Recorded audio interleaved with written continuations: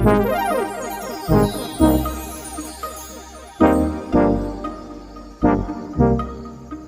about to party up in here. Oh yeah, yeah. This how we do. You see we shining, we shining. You see the way that my time be blinding. Know what's the same, how I blow in my lane. Don't know not the same, cause the time be climbing. Hey, when is this on the chop, man? We be on the yacht, poppin' champagne. Yeah, I live on the road. I do what I do, not to live on the floor. And to live is the goal. But when you get hit, then that living is bold. Cause when you get hit, then you live by the code. And we chasing that dream, so we live in that mode. I mean, it'll never change. I done been through several pain. Chat with me now, cause there's more to a name. Take you a seat, this is behind the fame.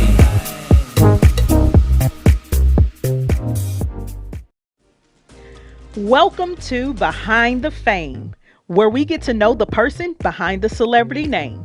I'm your host, Lady J. Let's get to know today's guest a little better. DC Glenn, better known as DC the Brain Supreme, is half of the 90s hip-hop duo Tag Team, who swept the 90s party scene with their hit, Whoop, There It Is.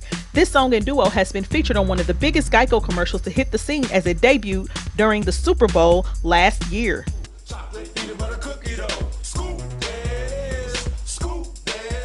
DC has also been a guest on numerous TV talk shows, podcasts, and has began an acting career in addition to running his own company and preparing to launch more commercial campaigns. DC, the Brain Supreme.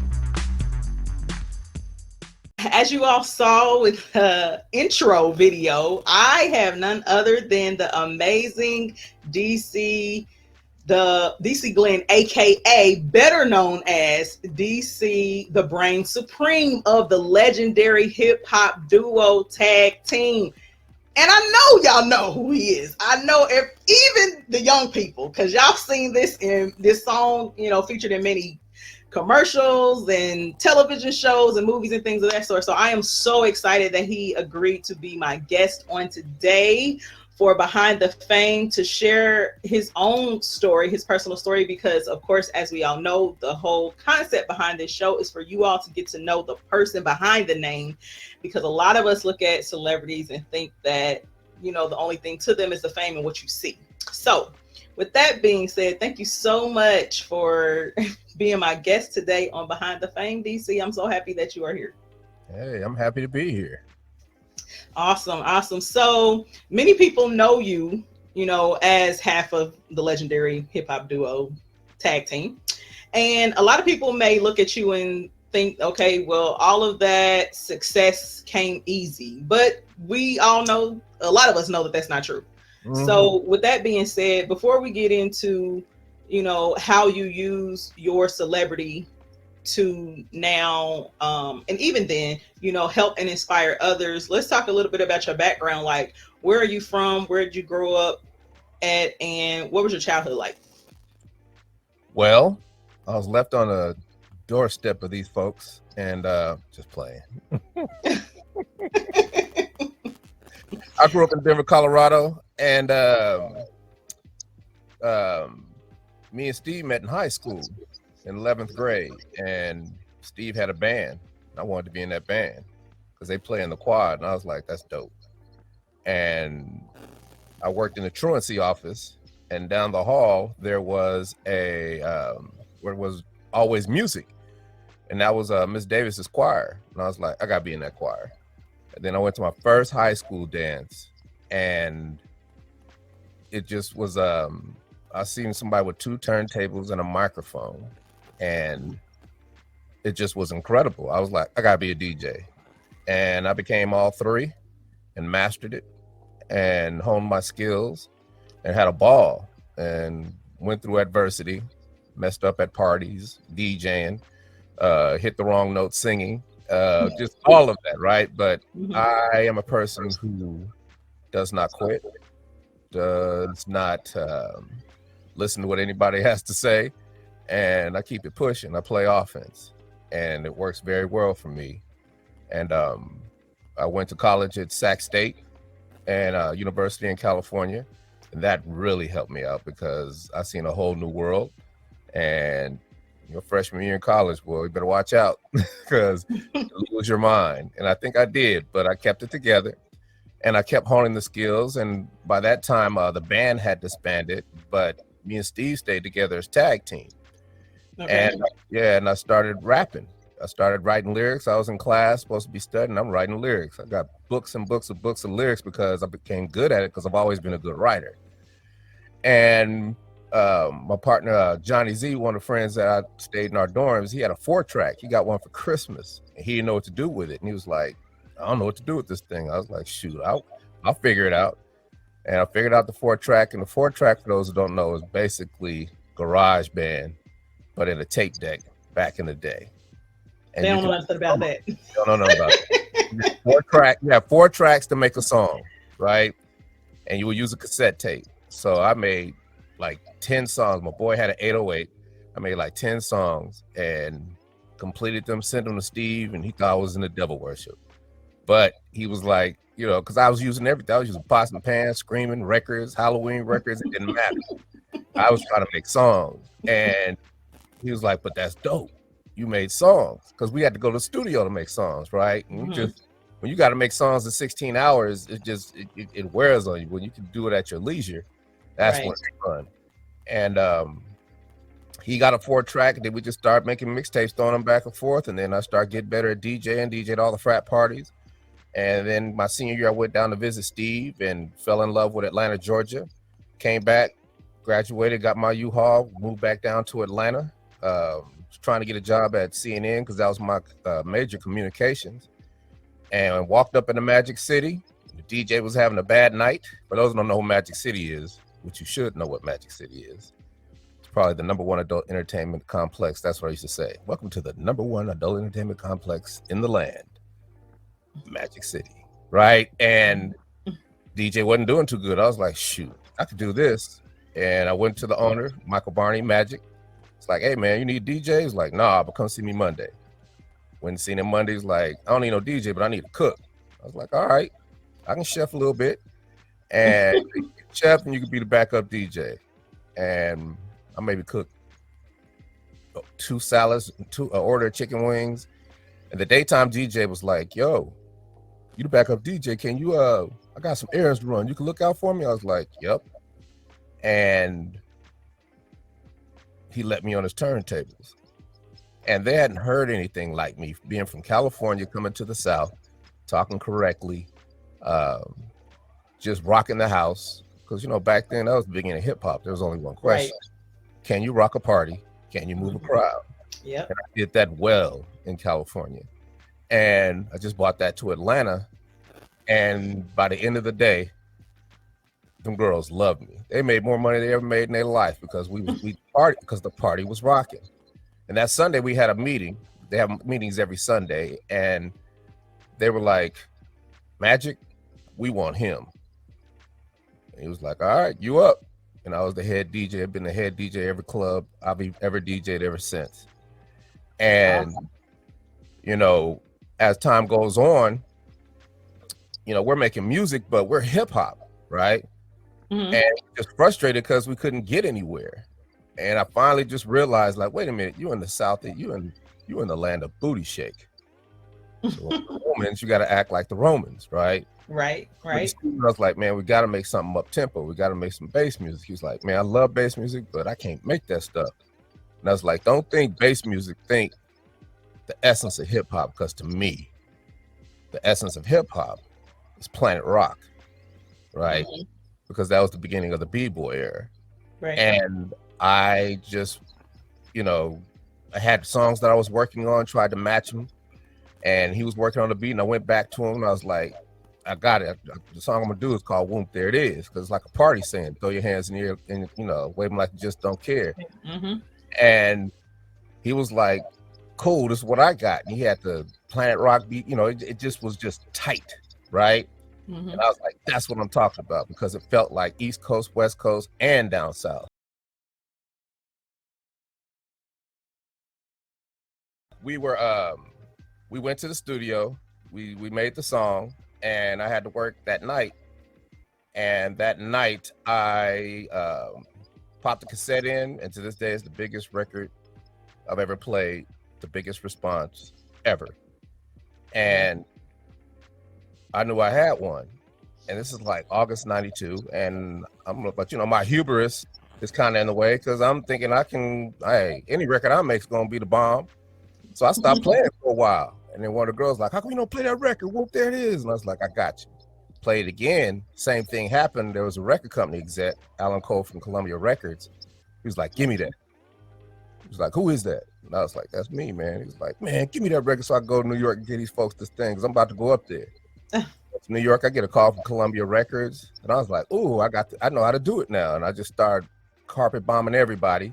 So now everybody wants the record, but nobody wants to pull the trigger because back in the day it was just New York, LA.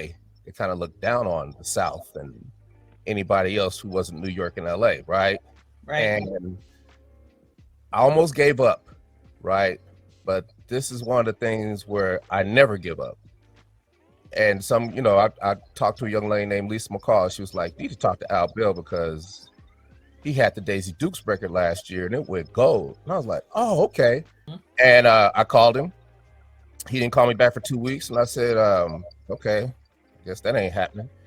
And then I get a call and he's like, Mr. Glenn, I'm like, look, man, I got a hit record. I tested it.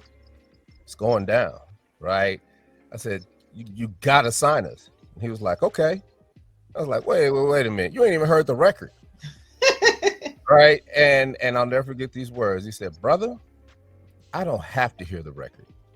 I hear it in your spirit. Let's agree to agree.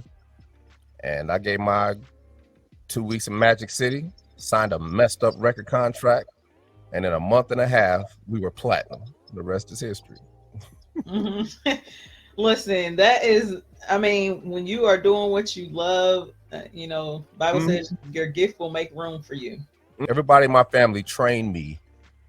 There's a lot of women in my family trained me to like, you ain't gonna need no woman after we get what's done with you. And it's right because I can do anything and everything for myself, right? Mm-hmm.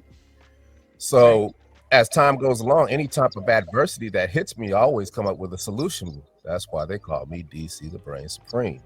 Really, because I think of things nobody else thinks of. But the key to doing that is you have to have an open mind and you just have to be tenacious. There has to be a sense of steadfastness, a sense of leadership, right? Right. And if you don't know something, go learn it, right? And that's what I did. After, when I started facing adversity with the lawsuit, it necessarily wasn't a law. It was a legal battle. Let's put it that way. Okay. Because the record company went bankrupt. Then another record company bought it out of bankruptcy. Mm-hmm. And then we were the pawns in the middle. And, I'm like, well, where's our money? Right. And we got money, but I was like, where's our money? Right. And it was like, I could fight one record company, but I can't fight two. Right. Mm-hmm. And I was already kind of doing legal stuff with, just trying to get what we need. And I didn't realize what that was. And whenever I have those moments in my life where I have a little trauma or I have a little something that didn't go my way, I vow that it will never happen again. So that requires you to look at the glass half full as opposed to half empty, because I'm in a lawsuit, yeah, but it is up to me to learn.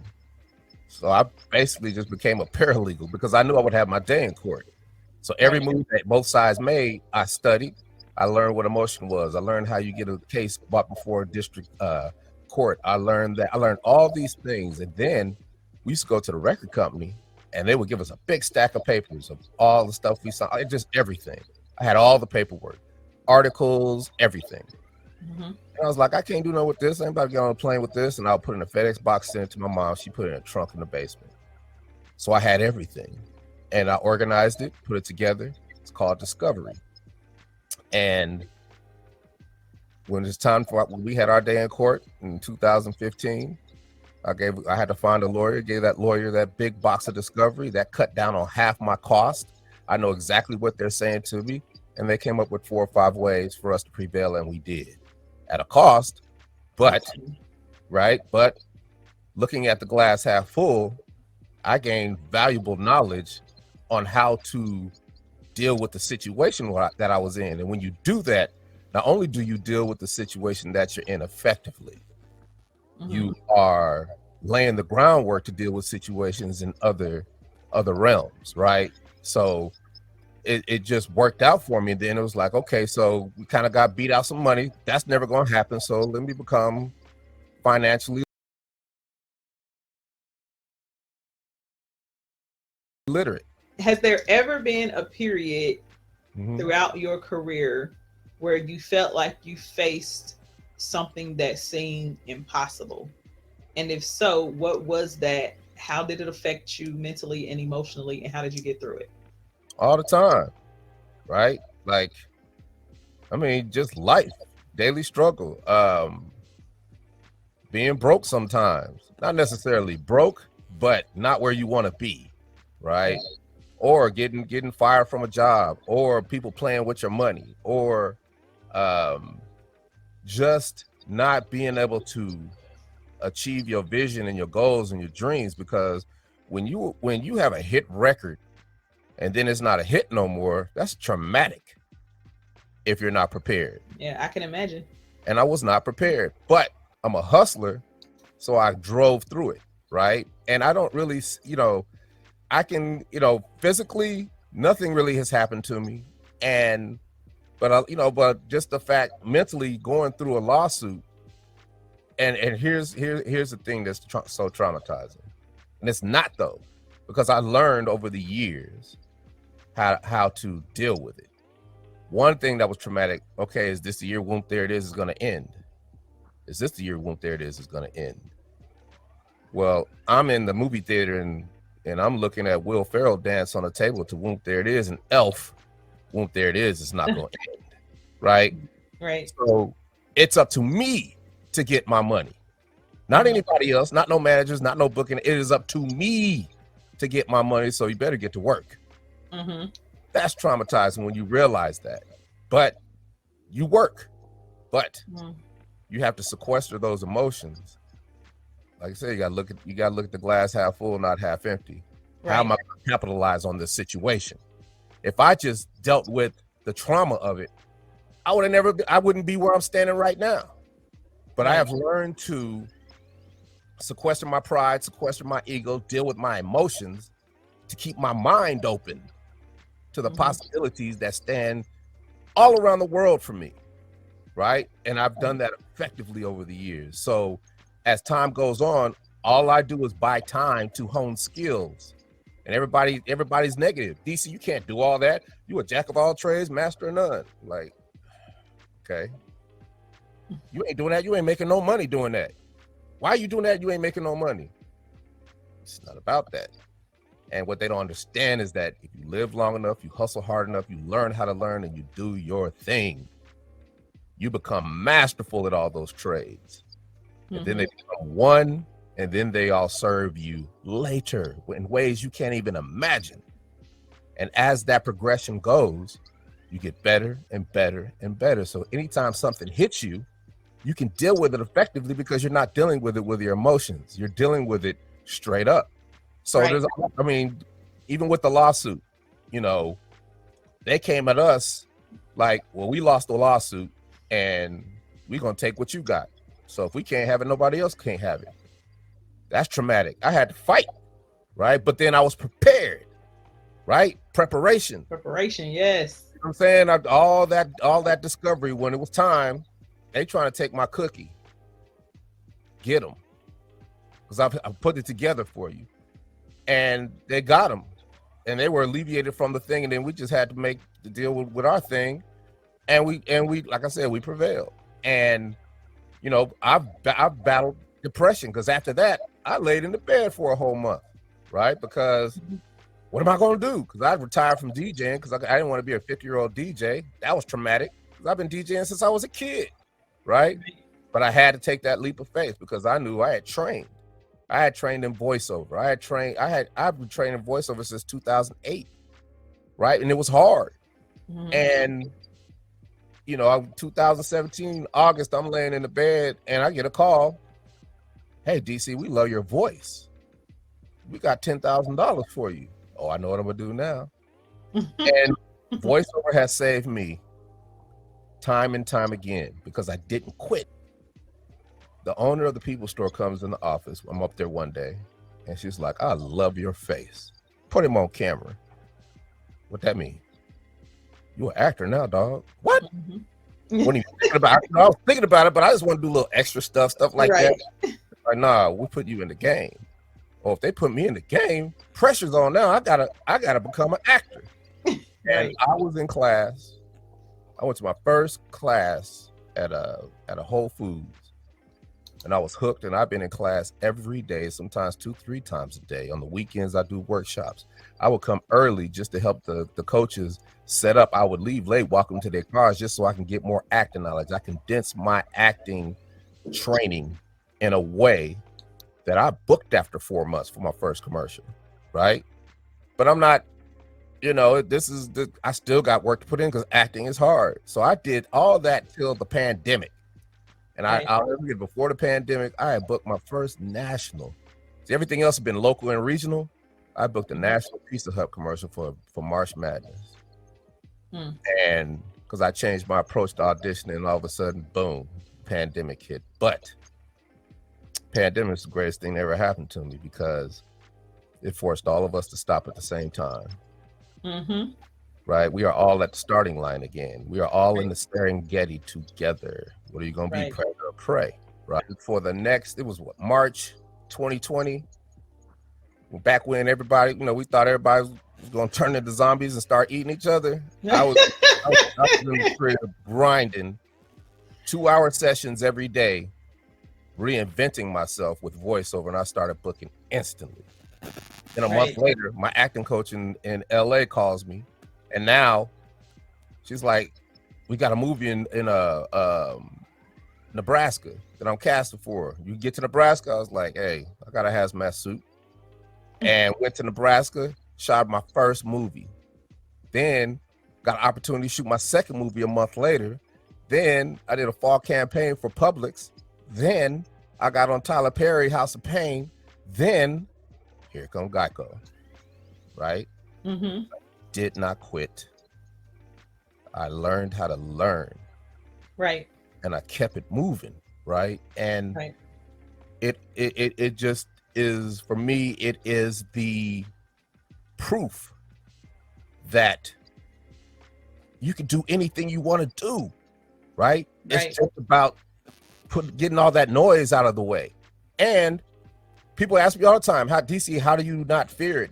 How do you deal with the fear of doing something new and different? I'm like, you be scared. You can do both. You can be scared and you can keep it moving at the same time. Exactly. As long as you don't let the fear paralyze you. You don't understand that. And the reason people like, the reason people are like that because, this new generation, they have they're a quick fix generation. They want it fast. I was like, shoot, old folks want it fast too. Everybody like that. Your story is a great example of consistently and continuously taking adversity and using it as fuel to continue to motivate you to move forward. And so even in the face of adversity, because let's just say a lot of people, so you said you battle depression, for instance. Now we know mental health is extremely important, and it's becoming just now, so important across the board for a lot of different people, and people really taking it seriously. But as a man, as a Black man, men period, really don't really express their feelings or share things like that. So when you talk about being in bed for a month, okay, a lot of people will allow that to cripple them, and then they just stay that way and then never get back up again. So half of that was being depressed, but half of that was being lazy too, right? And it's kind of all the same thing because it's about. But I had to figure out. I was resting because I was free from a 15-year lawsuit, right? That's a long time. That's a long time to be in a battle. Playing, mental gymnastics and being a pawn and having to deal with those emotions, but still having to trudge forward, right? So how can everybody connect with you or follow you, to Type reach out to you maybe for other in DC Glenn. opportunities or just follow you to support what you do? So that's why I do SEO, because you type in tag team, DC the Brain Supreme, Steve Rowland, anything that got to do with Whoop, there it is, you're going to find me. Because I make myself available to be found. It's a lesson for all you guys out there. Make sure that your social media is only one name. Mine is DC Glenn ATL or Tag Team Whoop. DC, it has definitely been a pleasure speaking with you on the show. I didn't mean to TD Jakes you. I know you. Listen. You are fine, because I'm learning. The viewers are learning, and we get to know more about you. So hey, it's all good. It is all good. Thank you so much for being my guest and for sharing the loads of wisdom and information with us, and for opening up a little bit about your own personal, struggles and adversities and how you got through them. I really appreciate it. Mm-hmm. I appreciate being, and just thank you for letting me come on here and run my mouth, because I learn more by talking. I appreciate being here. DC the Brain Supreme Tag Team out. Thank you for joining me and my amazing guest today. Remember, there's more to a celebrity's name than fame. Until next time.